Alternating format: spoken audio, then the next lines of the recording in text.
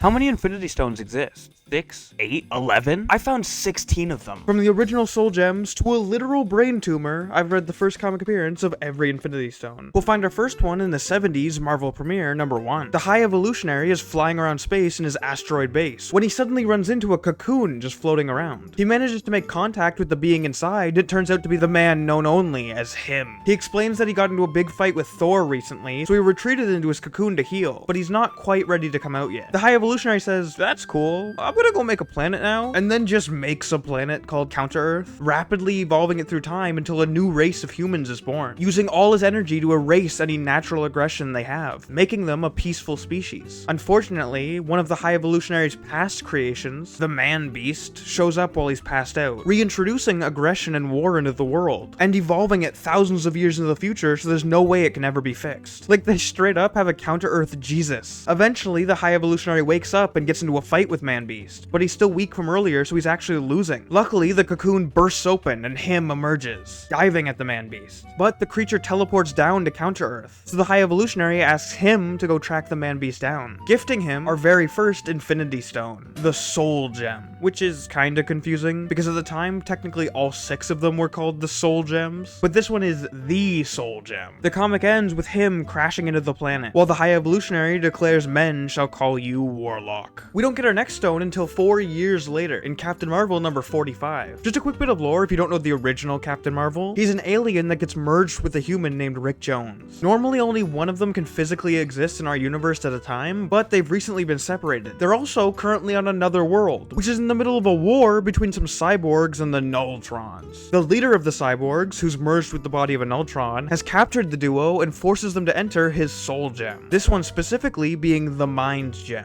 Inside, they end up in a weird pocket dimension and start fighting each other, both believing the other one's trying to get full control of the body. Most of this comic just flashes back and forth between them having a massive imagination duel and the real war going on outside the gem. Eventually, one of the cyborg henchmen gets fed up with their leader's plan and starts trying to smash open the gem, but a woman named Fawn shows up and convinces him to enter the gem with her, the two of them separating Marvel and Rick, helping them realize they're just paranoid and fighting over nothing, leaving the gem as the comic ends. We get a 2-for-1 in Marvel Team-Up #55. Spider-Man is trapped in a rocket ship hurtling through space, but luckily he's caught by Adam Warlock, who helps him land safely on the blue area of the moon, a spot on Marvel's moon that has oxygen. It's also where the Watcher lives. They end up in a massive garden, but are suddenly attacked by the Stranger, a cosmic being who, just like Warlock, has an Infinity Stone embedded in his forehead, his being the Power Gem. He tries to steal Adam's Soul Gem, and they get into a big fight, but the Power Stone is simply too, well, powerful, so they get their asses whooped. Spider-Man ends up getting launched away and meets the Gardener, another cosmic being, but this one's much more chill. He just wants to garden on the moon peacefully. Spider-Man swings away to keep fighting the Stranger, but they're still losing, so the Gardener decides to intervene, revealing he also has a stone in his forehead, his being the Time Gem. He uses the stone to suck all the life out of the garden, and then shoot it at the Stranger, which does enough damage that he needs to teleport away to safety. The comic ending with the Gardener flying off to find a new place to garden. Finishing off the original 6 stones, we get Avengers Annual #7. Tony Stark is at the Avengers Mansion with a strange feeling something majorly bad is about to happen. Suddenly, Captain Marvel and Moondragon show up, both having felt the same thing. Finally, Adam Warlock appears, announcing that they have a good reason to be afraid. Thanos is coming. He gives a quick recap of Thanos' past adventures, along with letting the team know he's collected all 6 Soul Gems, finding the Mind Gem on a cyborg planet, stealing the Power Gem from the Stranger, digging up the Time Gem that was dropped on Earth's moon, breaking into a space prison to find our first new stone, the Space Gem, and finally slaying an alien monster to collect the Reality Gem. Technically, he didn't actually get Warlock's Soul Gem, but apparently he sucked enough energy out of it that he basically has all 6 gems, using them to create one big gem, like literally some Sonic Master Emerald shit. The whole team assembles and flies off into space, where they run into Thanos' massive armada of ships, but they actually manage to put up a good fight, eventually finding Adam Warlock's friend, Pip the Troll, in a catatonic state. Warlock gets pissed off and finds Thanos, getting into a big fight where Adam is killed. The rest of the team quickly shows up though and destroys the gem, as we cut back to Adam, who wakes up inside of the Soul Gem's pocket dimension, discovering his friends Gamora and Pip, along with a bunch of other people living there. Now that we have the original 6 out of the way, we can get into the extras, with our first one appearing nearly 20 years later in a crossover with Malibu Comics, in Avengers/Ultra Force #1. Loki has managed to collect all 6 Infinity Stones, but the Grand Master reveals to him there's a secret 7th one that was recently discovered discovered, challenging Loki to a game, where if the Grandmaster wins, he gets the Mind Gem, while if Loki wins, the Grandmaster will reveal the location of the secret 7th gem. Loki accepts the challenge, which turns out to be a 7v7 contest of champions. Loki picking from the Avengers, while the Grandmaster picks from the team Ultra Force. I'll run through the fights real quick. Cap and Hardcase fight for a bit, but eventually call a truce, while Black Widow and Crystal easily beat Siren and Topaz in a mud wrestling match. In a snowy forest, we find Tony Stark and Prototype nearly naked, but they end up finding each other's armor. Prototype launching every weapon the Iron Man suit has, which takes Tony out, but also knocks himself out. Next up, we get Ghoul and Vision fighting in a graveyard, with Ghoul using his powers to resurrect some dead zombies from their past, including Wonder Man, which just kind of ends the fight as both of them are too traumatized to go on. Finally, Thor wipes the floor with Prime. Oh yeah, also Contrary and Star Fox make out for some reason. In the end, they decide too many of the matches didn't have an actual winner, so Loki simply wins by default, the Grandmaster summoning the Eternal Cersei, who quickly attacks Loki, but suddenly a massive explosion goes off, and the secret 7th Ego Gem is separated from Cersei, as they were merged together. It combines with Loki's 6 gems and becomes Nemesis, the very first being from the very first universe, who killed herself to become the Infinity Stones, ending the comic by erasing the universe. Now, technically this comic wasn't the first appearance of the Ego Gem. It actually appeared once before in Eliminator number 3, which ends with a single panel of Cersei finding it. But I'll be honest, that just didn't seem as interesting to talk about. We then have to wait another 15 years until Deadpool number 27. The whole thing is split up into a bunch of different stories, each one being about a different woman Deadpool has tried to propose to. Our Stone shows up about halfway through though, as Deadpool starts recounting how the X-Men Siren broke his heart. But he starts adding stuff to the story, which the comic editor disagrees with, starting to freak out about how Deadpool is altering the canon. Wade stepping out of the comic and revealing he's doing it with the Continuity Gem, a secret 7th stone he stole from Thanos while he was sleeping. He uses it to go back to the day Siren left him, where he now meets a new woman, Genosha, and they live happily ever after, until their wedding, when a bunch of assassins gun her down. Her final dying words being, "I love you, Daredevil." Finally, Deadpool realizes he's accidentally just recreated an episode of the TV show Knight Rider, so he tosses the Continuity Gem away, and the story ends with the comic writers trying to safely contain it. Now, originally this video was just going to be about the main universe stones, but then I realized my favorite Infinity Stone only appears in the Ultimate Universe, so screw it. I'm including Ultimate Comics Ultimates number 12. Tony Stark has just been captured by the Maker inside his massive futuristic city, taking off his mask and revealing he's actually Reed Richards. But we quickly cut to the AI running the city, who's having a conversation with a young hologram child, asking to become friends,